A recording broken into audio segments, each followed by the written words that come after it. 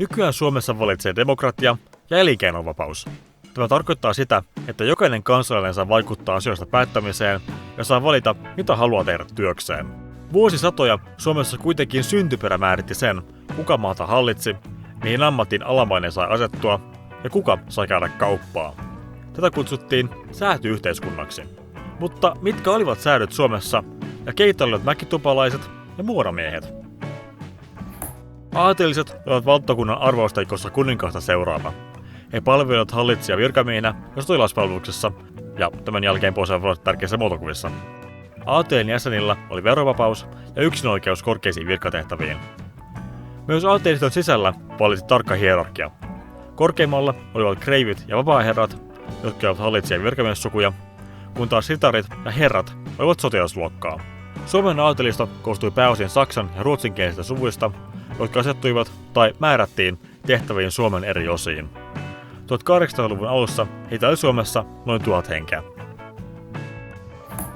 Papiston tehtävät eivät rajoittuneet pelkästään kirkollisiin menoihin.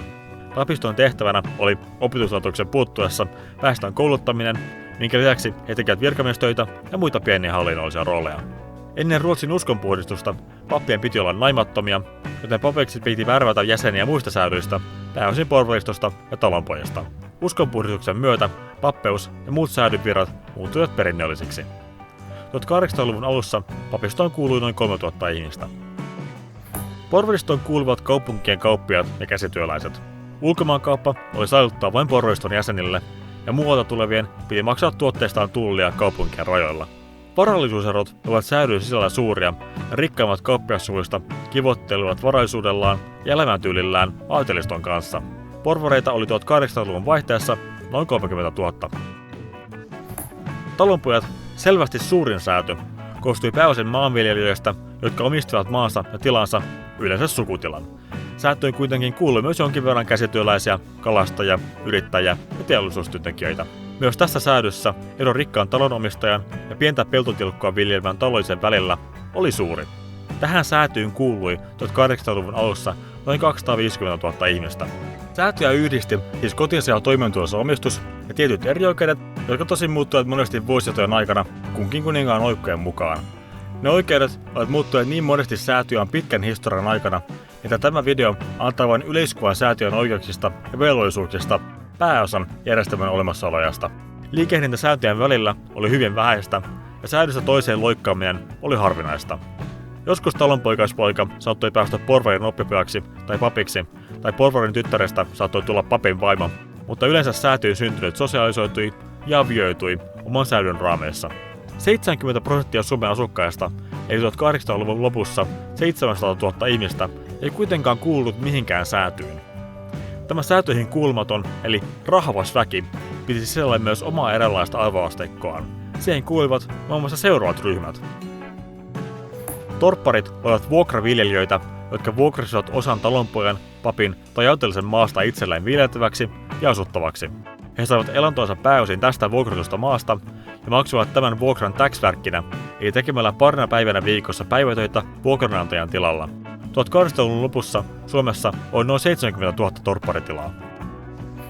Lampuotit olivat myös vuokraviljelijöitä, jotka torppareista poiketen vuokrasivat koko tilan itselleen viljeltäväksi.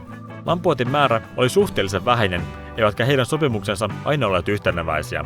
Joskus lampuotit maksoivat vain vuokraa tilanomistajalle, ja joskus hoitivat koko tilan velvollisuudet verot mukaan lukien. Tällaisia vuokratiloja oli 1800-luvun lopussa Suomessa 500-700 kappaletta. Mäkitupalaiset olivat väestöä, jotka vuokrasivat maata vain asuntoaan varten tai tilallisten aloilla sijaitsevaa pientä torppaa. Mäkitupalaiset saivat elantonsa kaunisluonteisilla töillä. He olivat tukkijätkiä, tervanpolttajia, rakentajia, merimiehiä ja muita vastaavia. Lisäksi mäkitupalaisten tuli maksaa tax-värkkinä tupansa vuokra maanomistajalle. Heitä oli 1800-luvun lopussa noin 35 000. Muonamiehet olivat tilattomia, mutta omillaan asuvia henkilöitä, jotka tekivät päivätyönsä maanomistajalle. He eivät siis vuokranneet asuinmaataan, vaan asuivat työnantajansa mailla.